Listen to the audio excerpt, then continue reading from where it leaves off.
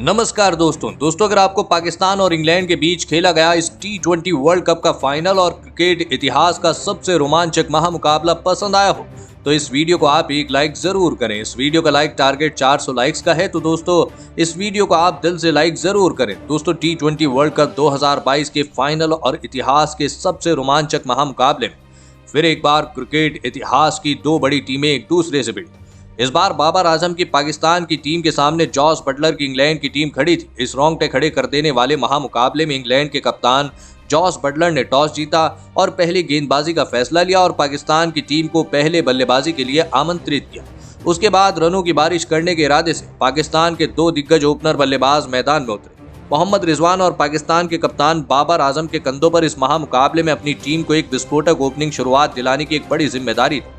और फिर मैदान में बल्लेबाजी करने उतरे मोहम्मद रिजवान और बाबर आजम ने छोटी मगर एक महत्वपूर्ण ओपनिंग साझेदारी पाकिस्तान की टीम के लिए बनाई। लेकिन इंग्लैंड की तेज गेंदबाजी ने पाकिस्तान की इस ओपनिंग जोड़ी को ज्यादा देर तक मैदान में टिकने ही नहीं दिया और पारी का 5वां ओवर डालने आए सैम करन ने सेट हो चुके मोहम्मद रिजवान को क्लीन बोल्ड कर दिया।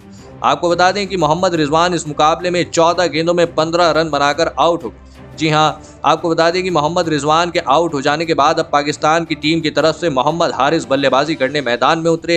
लेकिन मोहम्मद हारिस भी इस मुकाबले में पाकिस्तान की टीम के लिए कोई बड़ी पारी नहीं खेल के दिखा पाए और फिर पारी का 8वां ओवर डालने आए आदिल रशीद ने मोहम्मद हारिस को बेन स्टोक्स के हाथों कैच आउट करा दिया। मोहम्मद हारिस इस मुकाबले में 12 गेंदों में 8 रन बनाकर आउट हो गए। एक छोर पर पाकिस्तान के कप्तान बाबर आजम पूरी तरह सेट हो चुके थे, लेकिन दूसरे छोर से उन्हें किसी का भी साथ नहीं मिल रहा था। लेकिन फिर विकेट गिरने के बाद बल्लेबाजी करने आए शान मसूद के साथ मिलकर बाबर आजम ने पाकिस्तान की पारी को संभालने की पूरी कोशिश करी। लेकिन फिर एक बार पारी का 12वां ओवर डालने आए आदिल रशीद ने सेट हो चुके पाकिस्तान के कप्तान बाबर आजम को अपनी ही गेंद पर कैच आउट कर दिया। बाबर आजम इस मुकाबले में 28 गेंदों में 32 रन बनाकर आउट हो गए। अपने सबसे बड़े और सेट बल्लेबाज को एक नाजुक मौके पर खो देने के बाद अब पाकिस्तान की बल्लेबाजी बहुत ही ज्यादा दबाव में दिख रही थी। इंग्लैंड के गेंदबाज इस मुकाबले में पाकिस्तान की बल्लेबाजी को हाथ खोलने का कोई भी मौका नहीं दे रहे थे और फिर बल्लेबाजी करने आए इफ्तिकार अहमद को भी उसके अगले ही ओवर की दूसरी गेंद पर बेन स्टोक्स ने जॉस बटलर के हाथों कैच आउट करा दिया। जी हां दोस्तों, आपको बता दें कि इफ्तिकार अहमद तो बिना खाता खोले ही आउट हो गए। पाकिस्तान की टीम ने इस फाइनल जैसे बड़े मुकाबले में लगभग 85 रनों के भीतर ही अपने टॉप ऑर्डर के 4 बड़े बल्लेबाजों को खो दिया था, जिस वजह से अब कहीं न कहीं दबाव शान मसूद की बल्लेबाजी पर आ चुका था। और फिर यहां से सेट हो चुके शान मसूद और नए बल्लेबाज शादाब खान ने मिलकर पाकिस्तान की पारी को संभाला और एक मजबूत साझेदारी बनाना शुरू कर दी। इस मुकाबले में शान मसूद पाकिस्तान की टीम के लिए एक अहम पारी खेल रहे थे, तो वहीं उनका साथ दे रहे शादाब खान भी अब मैदान में पूरी तरह सेट हो चुके थे। लेकिन इसके बावजूद इंग्लैंड के कप्तान जॉस बटलर इस मुकाबले में अपने कप्तानी के बलबूते पर पाकिस्तान के बल्लेबाजों को ज्यादा बड़े शॉट खेलने नहीं दे रहे थे। शान मसूद और शादाब खान ने मिलकर लगभग पारी के 16वें ओवर तक बल्लेबाजी करी और अपनी टीम को 121 रनों तक पहुंचाया। लेकिन फिर पारी का 17वां ओवर डालने आए सैम करन ने सेट हो चुके शान मसूद को लियाम लिविंगस्टोन के हाथों कैच आउट करा दिया। शान मसूद इस मुकाबले में 28 गेंदों में 38 रन बनाकर आउट हो गए और फिर यहां से पाकिस्तान के निचले क्रम के बल्लेबाजों की इंग्लैंड के तेज गेंदबाजों ने धज्जियां उड़ा दी। जी हां दोस्तों, और फिर पारी के 18वें ओवर की दूसरी ही गेंद पर पाकिस्तान की आखिरी उम्मीद बचे शादाब खान को भी क्रिस जॉर्डन ने क्रिस वॉक्स के हाथों कैच आउट कराकर पाकिस्तान की टीम को पूरी तरह बैकफुट पर ढकेल दी।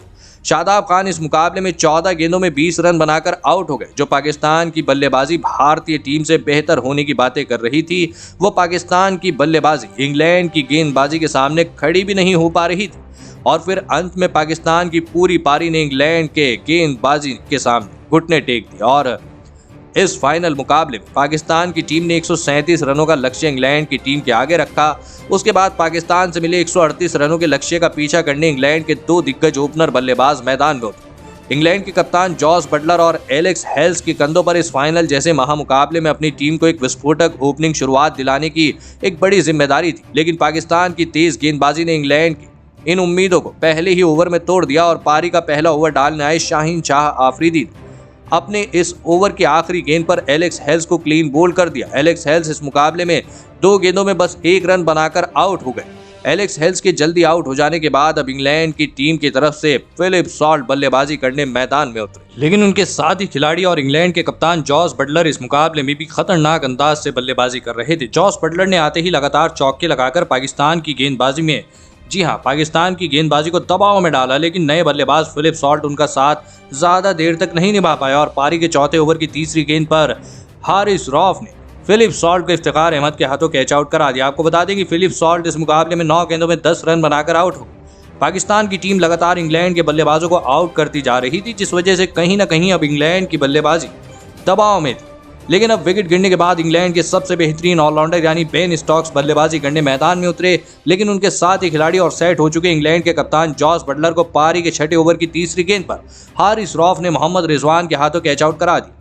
जॉस बटलर इस मुकाबले में 17 गेंदों में 26 रन बनाकर आउट हुई। जॉस बटलर का विकेट इस फाइनल जैसे बड़े मुकाबले में पाकिस्तान की टीम के लिए सबसे बड़ी सफलता थी, जिस वजह से पाकिस्तान की गेंदबाजी अब बेहतरीन फॉर्म में दिखाई देने लगी थी।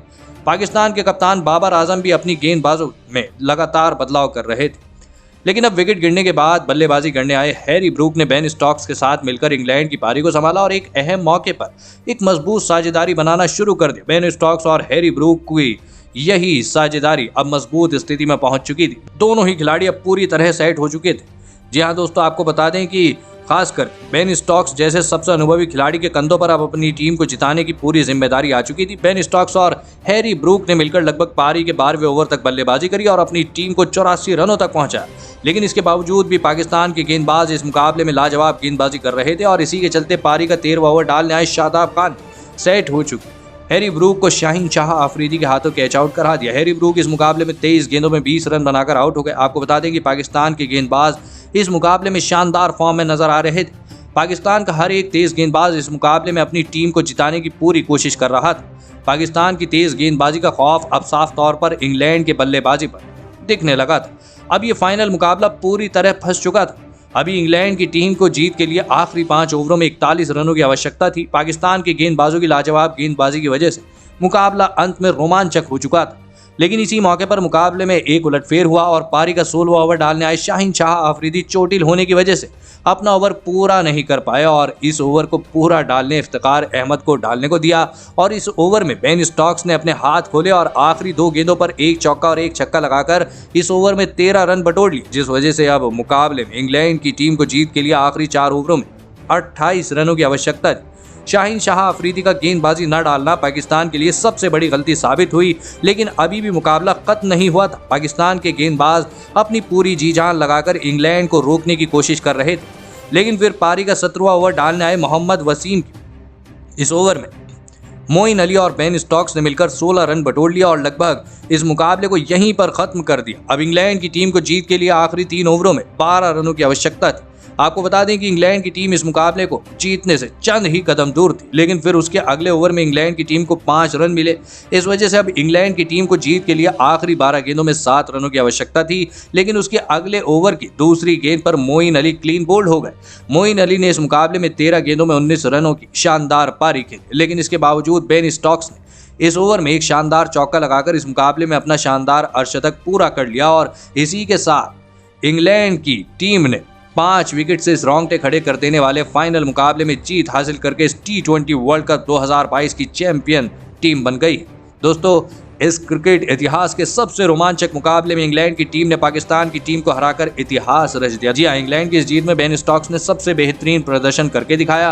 बेन स्टोक्स ने इंग्लैंड की टीम के लिए इस मुकाबले में अपनी गेंदबाजी से 1 विकेट निकाला और उसी के साथ पाकिस्तान जैसी शानदार गेंदबाजी के सामने 49 गेंदों में 52 रनों की शानदार पारी खेली और इसी के बलबूते पर इंग्लैंड की टीम इस रोमांचक मुकाबले में जीत हासिल करके चैंपियन टीम बन गई। दोस्तों, आप बेन स्टोक्स की शानदार बल्लेबाजी के लिए उन्हें 10 में से कितना अंक देना चाहेंगे? आप अपनी राय नीचे कमेंट में देना बिल्कुल भी ना भूलें। धन्यवाद।